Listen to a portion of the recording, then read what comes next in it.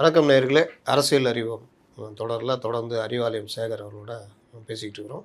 இன்றைக்கும் பல்வேறு தகவல்கள் அவர்கிட்ட பேச போகிறோம். குறிப்பாக தலைமைச் செயலகம் இடமாற்றம், தலைமைச் செயலகத்தில் என்ன நடக்குது அப்படின்ற விஷயங்கள், முதல்வர் ஜனநாயகன் பார்த்தது, அமைச்சர்கள் வந்தது பார்த்தது, தாவேக்காக்குள்ள என்ன நடக்குது, முதல்வருடைய கர்நாடக பயணம், இந்த மாதிரி பல்வேறு விஷயங்களை பேசுவோம்.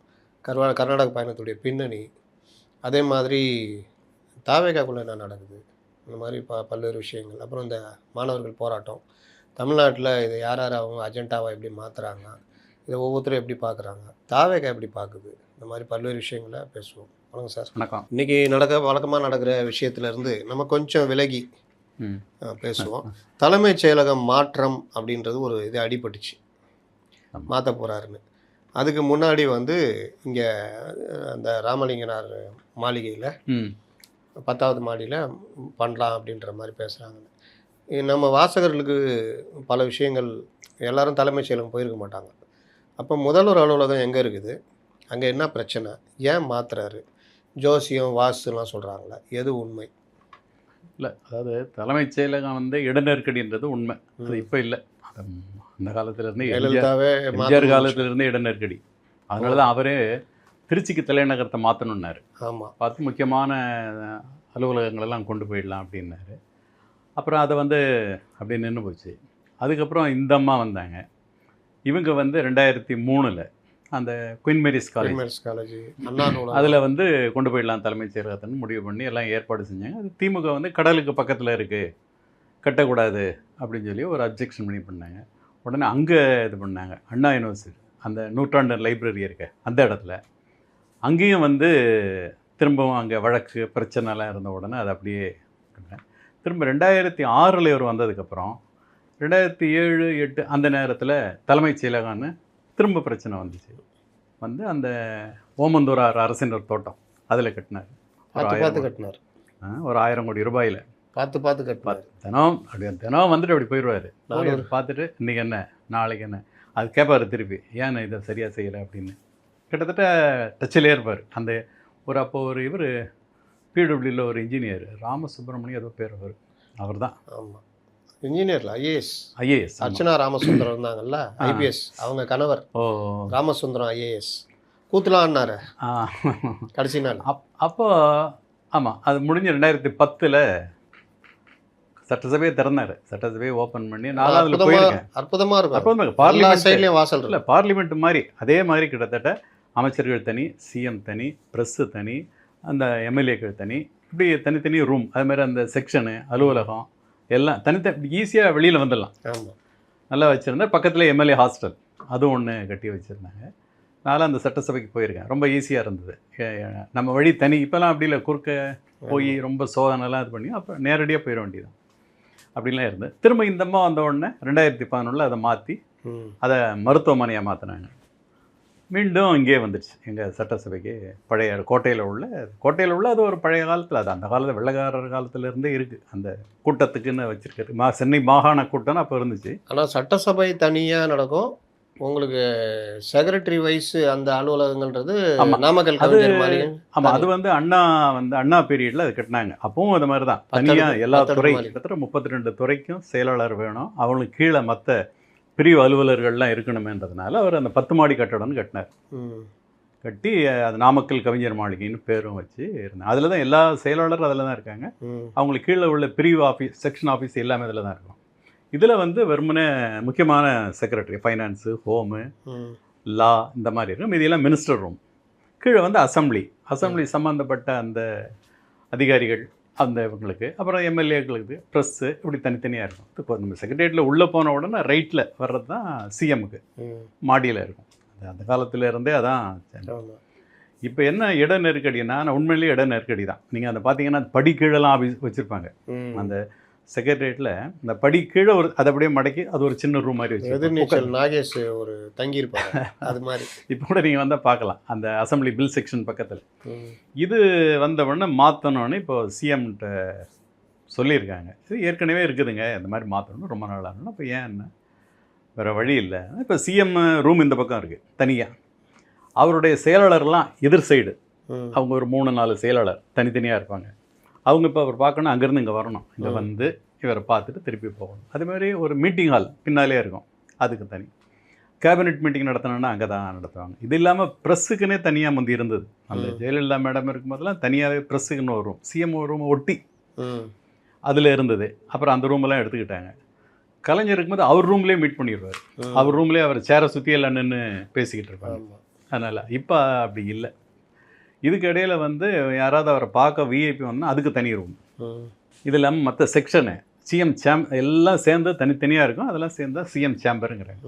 இப்போ இது எல்லாத்தையும் ஒன்றா வச்சா என்ன அப்படின்னு சிஎம் கேட்டிருக்காரு. இப்போ என்ன பண்ணலான்னொன்னா, இப்போ நாமக்கல் கவிஞர் மாளிகையில் 10வது மாடி, பெரும்பாலும் அதை வந்து மீட்டிங் ஹால் தான், கான்ஃபரன்ஸ் ஹால். இந்த அனைத்து கட்சி கூட்டம், கலெக்டர் மாநாடு எப்போவாவது நடக்கிறது. ஆமாம், இந்த மாதிரி தான் நடக்கும். இந்த பக்கம் கொஞ்சம் செக்ஷன்லாம் இருக்குது, அந்த பக்கம் கொஞ்சம் இருக்குது. மீதி நடுவில் இது ஃபுல்லாக அது வச்சுருப்பாங்க. முக்கியமான மீட்டிங் பக்கத்தில் டைனிங் இருக்கும், அதில் எல்லாம் இருக்கும்.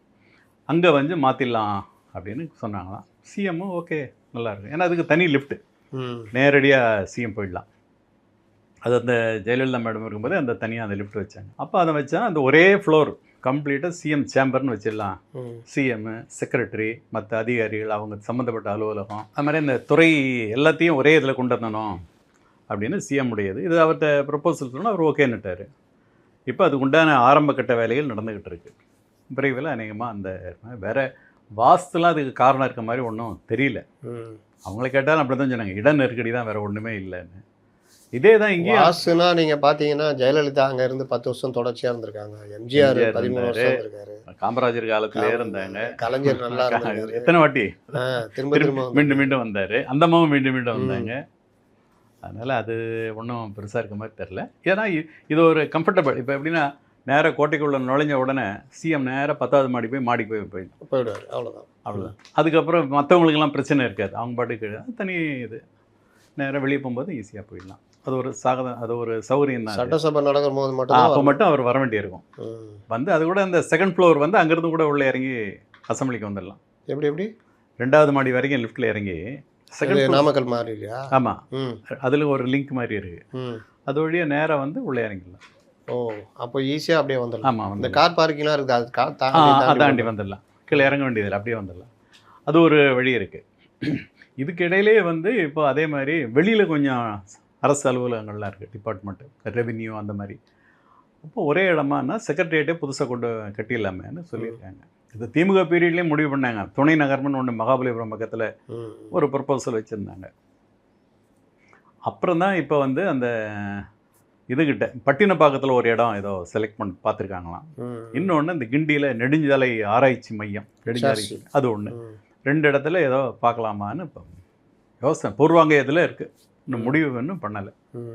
இதெல்லாம் முடிவு பண்ணி பண்ணலாம். இப்போதைக்கு நாமக்கல் கவிஞர் மாளிகை தான். ஆமாம், முதல்வர் அலுவலகம். வாஸ்துவும் கிடையாது, ஒன்றும் கிடையாது. வாஸ்து ஒன்றும் இருக்க மாதிரி தெரில. அப்படின்னா அது ரொம்ப சீரியஸாக எடுத்து அது பண்ண மாதிரி எதுவும் இல்லை. கிடையாது. சரி, இப்போ மானிய கோரிக்கைகள்லாம் வருது, அதுக்கு எப்படி தயாராகிட்டு இருக்கிறாங்க? மானிய கோரிக்கை தான் இப்போ வந்து சிஎம் வந்து துறை வாரியாக ஆய்வு நடத்தினார். 22ஆம் தேதியோடு முடிஞ்சிட்டு, அதுக்கப்புறம் துறை செயலாளர்கள், நிதி செயலாளர் எல்லாரும் சேர்ந்து டிஸ்கஸ் பண்ணி இப்போ பட்ஜெட்டினுடைய இறுதி வடிவம் ஆகிக்கிட்டு இருக்குன்றாங்க. விரைவில் அதனுடைய இது பிரிண்டிங் அந்த இதெல்லாம் இது பண்ணாங்க. மின்னணு அந்த புக்கு மாதிரி அது ஒவ்வொரு துறை அமைச்சரும் அவங்க துறை புக்கு போடுவாங்க. கிட்டத்தட்ட ஆல்மோஸ்ட் முடிஞ்சிட்டு புக்கு போடுவாங்க. அந்த புக்கை வச்சு தான் படிப்பாங்க. இறுதி வடிவம் ஒன்று அது அநேகமாக இன்னும் 2-3 நாளில் இறுதி வடிவம் கொடுத்து அதுக்கப்புறம் நேரடியாக அதை பண்ணிடுறாங்க. 5ஆம் தேதி பட்ஜெட்டுக்கு எல்லாம் தயாராகிட்டு இருக்காங்க. நிதி யாராவது அமைச்சர்கள் மேலே ஏதாவது அதிருப்தி யாரும் பெருசாக யாரும் பண்ண மாதிரி இல்லை. ஆனால் எல்லாரும் தரவா இருங்கன்னு இருக்காராம். எல்லாரும் சப்ஜெக்டில் தரவா இருக்கணும், கேள்வி கேட்டால் பதில் சொல்கிறதுக்கு ரெடியாக இருக்கணும். உங்கள் சப்ஜெக்டில் என்ன நடந்திருக்கு, இதுக்கு முந்தைய என்ன நடந்தது, இப்போ எடுத்து என்ன பண்ண போகிறோம், ஏன் செய்கிறோம், அது எல்லாத்தையும் விளக்கம் சொல்கிறது எல்லாம் தயாராக இருக்கணும். அதுதான் இப்போதைக்கு. வேற ஒன்றும் அவங்க மேலே எதுவும் குற்றச்சாட்டு மாதிரிலாம் எதுவும் சொல்லலை. இது மாதிரி இப்போ அறநிலைத்துறை அந்த மாதிரி கொஞ்சம் எல்லாமே தயாராகிக்கணுன்றாராம். அறநிலைத்துறை மந்திரி பண்ணாங்க. அந்த மாதிரி எல்லா அமைச்சர்களும் தயாராகணும்னு இப்போ எல்லாரும் இந்த எக்ஸாமுக்கு படிக்கிற மாதிரி ரெடி ஆகிட்டு இருக்காங்க. ஏன்னா வந்து கேள்வி இந்த தடவை சட்டசபையே கொஞ்சம் வித்தியாசமாக இருக்கும். ஏன்னா இது ஒரு 20 நாள் 20 நாளைக்கு மேலேயே நடக்கும். ஒவ்வொரு மானிய கோரிக்கையாக விவாதம், பில்ஸு இதெல்லாம் வரும். இப்போ நிச்சயமாக ஏடிஎம்கே டிஎம்கேலாம் கடும் எதிர்ப்பை காட்டுவாங்க. அதனால் அந்த சமாளிக்கணும். அதுக்கும் தயாராகிட்டு இருக்காங்க. அதனால் எல்லா அமைச்சர்களும் அதுன்ட்டு நிதி அமைச்சரும் தான் பட்ஜெட் படிக்கிறதுக்கு உண்டான தயாரிப்புகள் அவரும் செஞ்சிட்ருக்காரு. பட்ஜெட்டு பணி போய்கிட்டே தான் இருக்கும். 3ஆம் தேதி கர்நாடகா போகிறாருல? ஆமாம், 3ஆம் தேதி அவர் டிகே சிவகுமார் கர்நாடகா சிஎம் வந்து லெட்டர் எழுதினாராம். காவிரி பிரச்சனையை பற்றி நம்ம பேசுவோம், அதான் மேகதாது அணை. அப்புறம் அந்த அணை இந்த இதில் ஆணையத்தில் வந்து இவங்க தண்ணி திறந்து விட முடியாதுன்ட்டாங்க. இவங்க திறந்து விட சொல்லணும்னு இவங்க ஒரு லெட்டர் கொடுத்தாங்க ஆணையத்துக்கு. அது சம்மந்தம் நம்ம பேசுவோம் அப்படின்னு கூப்பிட்டுருக்காரு. அதுங்க ராகுலுடைய இதில் சொல்லி அந்த பிரவீன் சக்கரவர்த்தி அவர் தொடர்பு கொண்டாருன்றாங்க. அதுக்கப்புறம் தான் சிஎம் அதை ஒத்துக்கிட்டு நம்மளுடைய ஸ்டாண்டை எக்ஸ்பிளைன் பண்ணலான்னு தான் சொல்லியிருக்காரு. அது சொன்ன உடனே அவங்க சொன்னதை அப்படியே ஏற்றுக்கிட்டு வர போகிறதும் இல்லை, நம்மளுடைய நிலைமையை விளக்குவோம் அப்படின்னு சிஎம் சொல்லி அந்த குறிப்பெல்லாம் ரெடியாகிட்டு இருக்குன்றாங்க. காவிரி என்னுடைய இது என்ன, எவ்வளோ தரணும், இன்னும் வந்து 24 டிஎம்சி ஏதோ வர வேண்டியிருக்கான், அதெல்லாம் கொடுக்கணும், தண்ணியெல்லாம் எங்கள் ரொம்ப கஷ்டமாக இருக்குன்னு அந்த டீட்டெயிலாம் எடுத்துன்னு போயிருக்காங்க. அவங்களும் சொல்லுவாங்க எங்களுக்கு தண்ணி குடிக்கிறதுக்கு இல்லை அதுன்ட்டு பேசி ஏதோ ஒரு முடிவு வரும்னு எல்லாம் எதிர்பார்த்துட்ருக்காங்க. பட் அதுக்கே இப்போ எதிர்ப்பு கிளம்புது. அன்புமணிலாம் எதிர்த்தார், விவசாய சங்கத்தில் பிஆர் பாண்டியனும் எதிர்த்தார், இன்னும் இருக்குது. அதனால சிஎம் போயிட்டு வந்துடுவாருன்றாங்க. 4ஆம் தேதி அங்கே டெல்லி போகிறாராம். வைகோ புக்கு வெளியிட்டுள்ளா பாராளுமன்றத்தில் வைகோ. ஆமாம், ஏன்னா அவர் அங்கே டெல்லியில் உள்ள பழைய தலைவர்களெல்லாம் வரணுன்றாரு. பார்த்துட்டு அநேகமாக ராகுலை மீட் பண்ணுவாருங்கிறாங்க யார் சிஎம். பார்த்துட்டு 5ஆம் தேதி 4ஆம் தேதி நைட்டு வந்துடுவார். 5ஆம் தேதி பட்ஜெட் அதுக்கு தயாராக இருக்கார். இப்போ இது இல்லாமல் அவர் சிஎம் இடையில அந்த விசிட் வேறு போகிறார்ல, சர்ப்ரைஸ் விசிட். 15 நிமிஷம் முன்னால் தான் சொல்கிறாங்களாம். அப்படியா? அந்த போலீஸுக்கு முதல்ல சொல்லிடுறாங்களாம். அப்புறம் அந்த துறையினுடைய முக்கியமான ஆளுக்கு மட்டும் சொல்கிறாங்களாம், நீங்கள் மட்டும் வாங்கன்னு. அப்புறம் தான் நேராக போயிடுறாரு. அது ரொம்ப கொஞ்சம் ஒர்க் அவுட் ஆகுதுன்றாங்களே. ஆமாம், ஏன்னா நீங்கள் முன்கூட்டினா நீங்கள் வெள்ளை அடிச்சு எல்லாம் சாந்து போட்டு வச்சு அந்த போலீஸ் வர்றதை வச்சு தான் பக்கத்தில் தெரிஞ்சுக்கிட்டான். ஏன்னா போலீஸ் வர வச்சு சிஎம் வராருன்னு கொஞ்சம் அலர்ட் ஆகிடுறாங்க. பட் அந்த உள்ளே இருக்கவங்களுக்குலாம் சரியாக தெரியல. இது கிட்டத்தட்ட எம்ஜிஆர் பாணி இல்லை? எம்ஜிஆர் ஆமாம். ஆனால் அவர் இந்த மாதிரி இப்போ இவர் அதை குறிப்பாக சிலதை எடுத்து வச்சுக்கிறாரு. எங்கே போகணும் அப்படின்னு டக்குன்னு கிளம்புற நேரம் தான் அங்கே போகணுங்கிறாரு. அதுக்கு முன்னாடி தான் அந்த சம்மந்தப்பட்டவங்களுக்கு மட்டும் தகவல் சொல்கிறாங்க, வேறு யாருக்கும் சொல்ல. துறை மந்திரி கூட அன்றைக்கி அந்த இவர் எம்சி ராஜா ஹாஸ்டல் போகும்போதெல்லாம் வன்னியரசு அப்புறம் ஓடி வந்தார். அந்த அவர் பேக்வர்ட் கிளாஸ் மந்திரியும் அதே மாதிரி தான் வந்தார். அந்த மாதிரி சில அது கொஞ்சம் எஃபெக்டிவாக இருக்குன்றாங்க. ஆனால் எம்ஜிஆர் டக்குன்னு வண்டி திருப்பிடுவார். ஆமாம், அவர் நேராக திடீர்னு ஒரு தடவை பூக்கோட போலீஸ் ஸ்டேஷன் உள்ளே போயிட்டார்.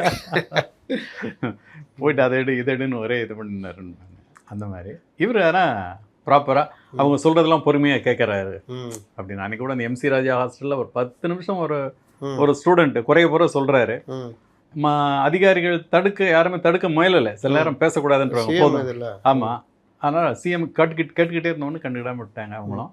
மறுநாளே எல்லாம் சரி பண்ணிட்டார். அந்த கிரவுண்டை ரெடி பண்ணாராம். அந்த இது கூட ஒரு இந்த செயற்கை கிரவுண்டு ஒன்று. ஆமாம், கேஸ் தட்டுப்பாடு அந்த இது, அப்புறம் இந்த ஃபுட்டு கோதுமை அந்த மாதிரி ஐட்டங்கள், மாவு, இதெல்லாம் அந்த வெரைட்டி ஃபுட்டு போடுறதுக்கு அந்த மாதிரி சிலதெல்லாம் பண்ணியிருக்காரு.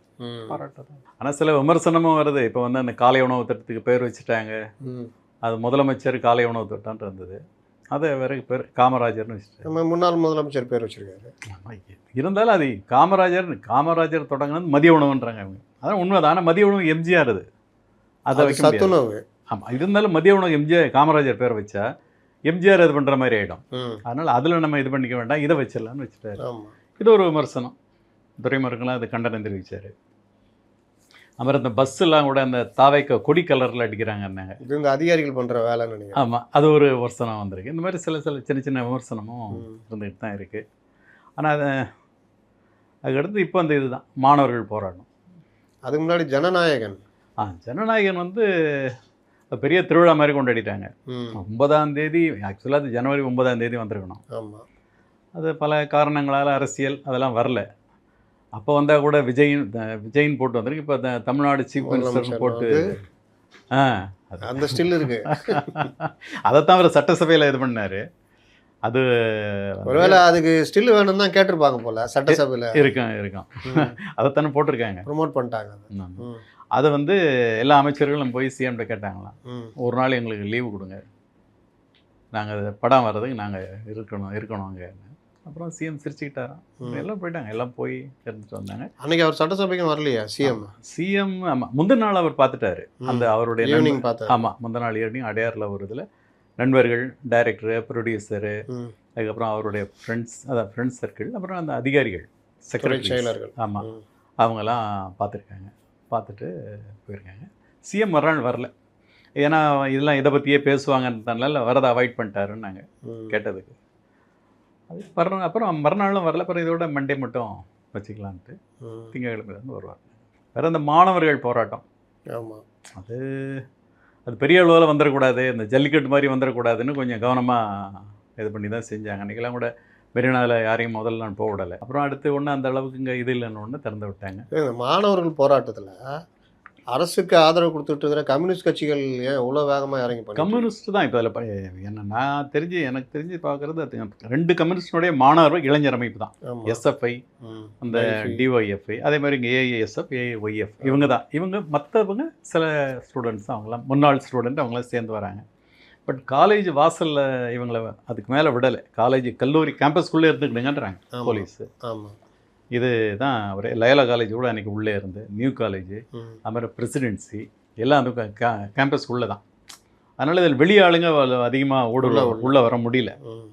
இதுக்கிடையில் பெருசாகிடக்கூடாதுன்றதுல கொஞ்சம் கவனமாக இருக்குது. அது அன்றைக்கி கூட அறிவு ஒரு அறிவு கூட ஆர்ப்பாட்டம் பண்ணார் திடீர்னு வந்து. அப்புறம் அவரை அரெஸ்ட் பண்ணி கொண்டு போனாங்க. அப்புறம் ஏதோ சிஎம் சொல்லி தான் அவர் வர சொல்லி ஆதவ் அர்ஜுனை கூப்பிட்டு ஏதோ எக்ஸ்பிளைன் பண்ணாராம். ஏன்னா அவர் தான் அந்த பாட்டெல்லாம் இது பண்ணார், இவங்க கட்சி பாட்டு ஏதோ கூப்பிட்டு அப்புறம் சமாதானம் பண்ணி அனுப்பிச்சாருன்னாங்க. இப்போ இது வந்து அது என்ன, அது பெருசாகிடக்கூடாதுன்னு தான். இப்போ கம்யூனிஸ்ட் அதில் 2 கம்யூனிஸ்ட்டுக்கும் அதிருப்தி, போராட்டத்தை ஒடுக்குறாங்க. இந்த நேரம் தான் நம்ம கட்சியை வளர்க்க முடியும். 5 வருஷமா என்ன போராடினாங்க? 5 வருஷம் சரி, அதனால தான் இப்போ வளர்க்கலான்னு பார்க்குறாங்க. இப்போ வளர்க்க 2 மாணவர்கள் இளைஞர்கள் 5 வருஷம் ஏன் வளர்க்கல? 5 வருஷம் அதுக்கு உண்டான அவசியம் இல்லைன்னு கூட சொல்லலாம். அவசியமே இல்லை. யாருக்கு 5 வருஷம் எந்த போராட்டமும் இல்லை. இப்போ இதை வந்து அடக்குமுறையில் பண்ணுறாங்க. முந்தனத்து அவர் இல்லை, இவங்களா சுயமாக போராடி அடக்குமுறை பண்ணால் ஓகே. டெல்லியில் வேற கோரிக்கை, அது கோரிக்கையே வேற. நீ இங்கே வந்துட்டு டிஎம்கே வச்ச கோரிக்கை நீட்டை நீக்குன்னு, அதில் எப்படி கம்யூனிஸ்டுகள் இதில் இலக்காகிறாங்க? என்ன கதை இது? டிஎம்கே கோரிக்கை நீக்கின்றது அவங்க ஆரம்பத்துலேருந்து சொல்கிறாங்க. 2ஐயும் கிளப் பண்ணிக்கிறாங்க. அது என்ன கிளப் பண்ணுறது? சகவாச தோஷம். அன்னைக்கு பாருங்க, சண்முகமே சொல்லிட்டாரு, இதே மாதிரி அடக்குமுறையை ஒடுக்குனா, அடக்குமுறை ஏவி ஒடுக்குனா நாங்கள் வந்து மறுபரிசீலனை பண்ணுவோம், ஆதரவு தர்றதுன்றாரு. நீங்கள் எப்படி பண்ணுவீங்க? அது வேற. அங்கே டெல்லியில் இருக்க ராஜாவும் எம்ஏ பேபி தானே முடிவு பண்ணணும். நீங்கள் என்ன இஷ்டப்பட்டாங்க வந்தீங்க? கரெக்டு. அவங்க மிரட்டி உங்களை இங்கே வர வச்சாங்க. கம்யூனிஸ்ட் கட்சி ரொம்ப மோசமாக போச்சு. இப்போ வளர்க்குறதுக்கு அவங்க முயற்சி பண்ணுறாங்க. அது சொந்தமாக வளர்க்கணும். யூனியன் அதே மாதிரி ஒட்டு நீ வேலை பார்த்தா முந்தையெல்லாம் அந்த ஸ்டூடெண்ட் விங் ரொம்ப ஸ்ட்ராங்காக இருக்கும். ஆமாம், இல்லை நீங்கள் டைபிஏ எஸ்எஃப்ஐ வெளியில் வந்து போராடுற அளவு கூட இந்திய கம்யூனிஸ்ட் கட்சிக்கு அந்த அமைப்புகள் இல்லையே. ஆஃபீஸில் இடம் கொடுத்து வச்சுக்கிட்டு கலைத்துறையினரை கூப்பிட்டு வச்சுக்கிட்டு நீ பேசுன்னு. இன்னொன்று பாருங்கள், அவன் ஒரு அஜெண்டா உள்ளே கொண்டு வந்து வச்சுக்கிட்டு அந்த கூட்டத்தை மாற்றிக்கிட்டு இருக்கிறாங்க. அது ஆக்சுவலாக காக்ரோச் போராட்டம் மாதிரி இல்லை. கம்யூனிஸ்ட் இதை வச்சு பயன்படுத்திக்கிட்டு பண்ணலான்னு பார்க்குறாங்க. டிஎம்கே ஏடிஎம்க்கும் இதான் நேரம்னு வந்து அவங்களும் இறங்கிட்டாங்க. இப்போ எடப்பாடியில் கொஞ்சம் வேகமாகவே பண்ணுறாரு. இந்த பழனி மேட்டரில் அப்பீல் பண்ண கோர்ட்டுக்கு போகிறாங்க, ஆர்ப்பாட்டம் பண்ணுறாங்க. கோர்ட்டுக்கு தான். நீங்கள் ஏற்கனவே பழனி மேட்டில் என்னென்ன பண்ணுமோ எல்லாம் பண்ணி சிபிசிஐடி விசாரணை நடந்து போயிட்டு சிபிஐக்கு போகணுன்றாங்க. அப்புறம் ஆர்ப்பாட்டம் இன்னைக்கு பண்ணியிருக்காங்க. எடப்பாடி ரொம்ப போகிற மீட்டிங்கில் போகிறவங்ககிட்ட சொல்கிறாங்களாமே, நம்ம பழைய மாதிரி வந்துடலாம், தைரியமாக இருங்க, உள்ளாட்சி தேர்தலில் நம்மளுடைய பலத்தை காட்டி ஆகணும், திமுக வந்து இப்போ ரொம்ப பலவீனமாக இருக்குது எடப்பாடி சொல்கிறது. அதாவது கூட்டணி இல்லை, அது நமக்கு நல்லா இருக்கும், நீங்கள் வந்து அது மட்டும் வேலையை செய்யுங்க, மற்றதை நம்ம பார்த்துக்கலாம் அப்படின்னு எடப்பாடி கட்சிக்காரங்களை சரி பண்ணார். திமுகவும் இப்போ கொஞ்சம் வேகமாக இறங்கிட்டாங்க. இப்போ இன்றைக்கெல்லாம் அவர் பழைய சிஎம் ரொம்ப கடுமையான அட்டாக் பண்ணியிருக்காரு. அறிக்கை தானே விட்டுருக்காரு. இல்லை, அடுத்து பாருங்க, இன்னும் அடுத்து போராட்டம் இந்த இது மாதிரி ஒன்றுனா வரும். ஜூலியை வச்சுக்கிட்டா யார் யார் ஆதரவு தராங்களோ அது வந்து இப்போது அரசியல் ரீதியான ஒரு எதிர்கட்சி தான் வேகமாக செய்வாங்க. இப்போ சட்டசபை ஓடிடும் ஒரு 10-20 நாள், அதுக்கப்புறம் அங்கேயும் உருப்படியாக பண்ண மாட்டாங்க. ஏதாவது ஒன்று, அதாவது சின்ன சின்ன வார்த்தைகளை பிடிச்சிக்கிட்டு அது ஒரு இதாக இந்த ராகுல் காந்தி பண்ணிகிட்டு இருக்காரு. அந்த மாதிரி சட்டசபை ஆக்கப்பூர்வமாக கொண்டு போனால் அந்த கட்சிக்கு மரியாதை இருக்கும். ரைட்டு. ஆனால் உங்களுக்கு அரசியல் ரீதியாக ஏதாவது பண்ணி ஆகணும்னு இப்போ 2 கட்சியும் இறங்கிட்டு, இவருக்கும் இப்போ அவர் சிஎம்மும் இப்போ அதை சமாளிச்சாகணும். 2 கட்சி இல்லை, பழைய கூட்டாளிகளும் சிபிஎம், சிபிஐ, இவர் திருமாவளவன், முஸ்லீம் லீக் மட்டும்தான் இதில் இறங்கலன்னு நினைக்கிறேன். பிஜேபியும் இப்போ கொஞ்சம் அவங்களும் கொஞ்சம் இது பண்ணி பார்க்குறாங்க. திமுகவோட கொஞ்சம் ரொம்ப நெருக்கத்தை காட்டுறாங்க. பேட்டரி அன்றைக்கெல்லாம் கீட்டெல்லாம் மாற்றி செல்ஃப் எடுக்குதான்னு பார்க்குறாங்க. அன்றைக்கெல்லாம் அந்த அண்ணா நயனா ரங்கேந்திரன் அறிக்கையை விட்டார், மார்க்கண்டேயன் கைது கண்டனம் தெரிவிச்சு. அது சரி கொஞ்சம் இந்த மாதிரி, ஏன்னா அவங்களுக்கு இப்போ அவசியம், இதைத்தான் அவங்க எதிர்பார்த்தது. இப்போ இன்றைக்கி திமுகவுடைய ஆதரவு எம்பிக்கள் அதை எதிர்பார்க்குறாங்கல்ல. காங்கிரஸ் அதான் எதிர்பார்த்து திரும்ப இந்தியா கூட்டணி கூப்பிட்டாங்க, டிஎம்கே முடியாதுன்றாங்க, முடியாது தனி இருக்கையாக வச்சுக்கிட்டாங்க. ஆமாம். அதனால் இப்போ அதுவும், அதனால் இன்னொரு அடுத்து வர அரசியல் வந்து கொஞ்சம் வேகமாக தான் இருக்கும். சட்டசபை ஒரு 15-20 நாள் விட்டுருங்க, அதுக்கப்புறம் என்ன பண்ண போகிறாங்க. இவர் அதுக்குள்ளே சிஎம் போயிட்டு வந்தாருன்னா காவேரி அந்த பிரச்சனைலாம் என்ன ஆகுதுன்னு தெரியும். இவ்வளோ கலாபுரம் நடக்குது, ஒரு தலைவரை விட்டீங்களா? அண்ணாமலை வந்து வி த லீடரா? வி த லீடர்ஸ் இல்லை, அவர் ஒரு பக்கம் மும்முரமாக தான் இருக்கார். அவர் வந்து கட்சி பேர் கொடி இதில் தீவிரமாக இருக்காருன்றாங்க. இன்னும் அடுத்த மாதம் வந்துடுதான். அடுத்த மாதம் அந்த கொடி கட்சி பேர் ரெண்டுமே, பேர் ஏதாவது தகவல் இருக்கா? பேர் என்ன மக்கள் சக்திங்கிறாங்க, அந்த மாதிரி தான் ஏதோ ஒன்று வரப்போகுதுன்றாங்க. கொடியும் அதே மாதிரி இது வரைக்கும் இல்லாத கொடியாக பார்க்குறாருன்றாங்க. அதில் மும்முரமாக இருக்காருமே. ரெண்டாவது அவர் பல கட்டங்களுக்கு இதுக்கு அடுத்து என்ன செய்யணும், அடுத்து என்ன செய்யணும், அந்த மாதிரிலாம் இருக்காரு. இப்போ போன கொங்கு மண்டலம்னு கூட்டம் இருந்துச்சுன்னு எல்லாம் ஒரு விமர்சனம் வந்துச்சு. அதனால் அதுக்கு கவுண்டர் கொடுக்கணும்னு இப்போ சென்னையில் கூட்டம் நடத்தலான் இருக்காராம். சென்னைன்னா அந்த புறநகர் ஏதோ ஒரு இடத்துல பெரிய அளவில் மண்டலத்தில் அந்த மாதிரி ஒரு கூட்டத்தை காட்டி பண்ணலான்னு. அதுக்கப்புறம் இந்த ஆகஸ்ட்ல இருந்து மும்முரமாக இறங்கிடலாம் கொஞ்சம் அரசியல் ரீதியாக அப்படின்ட்டு அவரும் ஒரு பக்கம் இறங்கிட்டு இருக்காரு. ஆளுங்களெல்லாம் ரெடி பண்ணிக்கிட்டு இருக்காங்க. உறுப்பினர் சேர்க்கை இப்போதைக்கு அப்படியே இருக்குது, அந்த 17 லட்சம் 18 லட்சமாக இருக்குது. அது மெதுவாக சேர்ந்துக்கலான்றாங்க.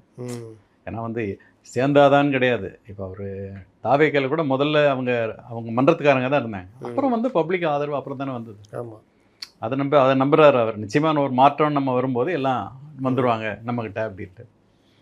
அதிமுக பண்ணுற அரசியல் மேலே அவருக்கு அவ்வளோ நம்பிக்கை. ஆமாம், அவரும் இப்போ ஏதாவது இடத்த வரும் இது போனி ஆகணும்ல, வந்தாச்சு அரசியல்னு. நம்ம அவரும் வந்து ஏதாவது அதை இது பண்ணி கட்சியை நிறுவி ஏதாவது பேரை வாங்கி அரசியல் நடத்தி ஆகணும். 26 இறங்கினா அடுத்த உள்ளாட்சி தேர்தலை விட்டால் கூட 31 29 ஓரளவு ஏதோ பண்ணணும்னு பார்க்குறாருன்றாங்க. 29, ஆனால் அவர் 31 தான் எய்ம்னு நினைக்கிறேன் நான். ஆமாம், ஆனால் அதுக்கு இடையில எடப்பாடி என்ன பண்ண போகிறாரு தெரியல. பிஜேபி வந்து திமுகவோட போயிருமோன்னு எடப்பாடி கிட்ட ஒரு இது இருக்குது. எடப்பாடி அவங்க அதனால் நம்ம ஸ்ட்ராங் பண்ணிக்கணும்னு தான் எடப்பாடி திமுக கூட போனான்னா இவங்களும் திமுக கூட போகிறது தான் முடிவில் எடுத்தவங்க தானே. 3 பேரை சேர்ந்து ஒன்றா நிற்கலாம். அது ஒன்றா பங்காளிகள் பகையாளிகள் அது நீங்கள் அதாவது தொண்டர்கள் மத்தியில் ஏற்றுக்க மாட்டாங்க. நீங்கள் தலைவர்கள் வேணால் அதை இது பண்ணிக்கலாம், காம்ப்ரமைஸ் பண்ணிக்கலாம். சில ஆட்சி அமைக்கிற மாதிரி இருந்தால் மட்டும் ஒன்று சேருவோம். நீங்கள் என்னதான்னா கூட அந்த கீழே இருக்கிற அடிமட்ட தொண்டர்கள் வந்து இவன் எப்போவுமே எதிரி மாதிரி தான் இன்னும் அப்படிதான் இருக்காங்க. அதுதானுங்க இதுவும் அப்படிதானே வந்துச்சு கட்சியை. இவ்வளோ வந்து கூட ஏடிஎஃப்க்கு தொண்டர்கள் நிறைய பேர் விலகலை. ஆமாம், அந்த நிர்வாகிகள் போகிறாங்க. அதில் தான் எடப்பாடி கொஞ்சம் நம்பிக்கை இருக்காரு. தொண்டர்கள் விலகல, நிர்வாகிகள் போகிறாங்க. ஆனால் போகிறவங்களாம் போக விட்டுக்கிட்டே இருந்தால் ஒரு கட்டத்தில் இல்லை, அவர் போகிறவங்க போட்டு அவங்கள திருப்பி கூப்பிட்டு வச்சு நம்மளை அவங்கள திருப்தி பண்ணிக்கிட்டே இருக்க முடியாது, போட்டோம் அப்படின்னு மம்தா அதே மாதிரி தான் சொல்லிட்டு இருக்கு. அப்படி சொல்லி இப்போ எங்கே இருக்காங்க மம்தா? சரி, தான் பிரச்சனை. பொதுவாக ஒரு உளவியல் ரீதியாக ஒரு எண்ணம் வந்துடுச்சுன்னா சிக்கலாகிடும். அது பிரச்சனை. ரைட் சார், பல்வேறு தகவல் பேசணும். ரொம்ப நன்றி. நன்றி சார், வணக்கம்.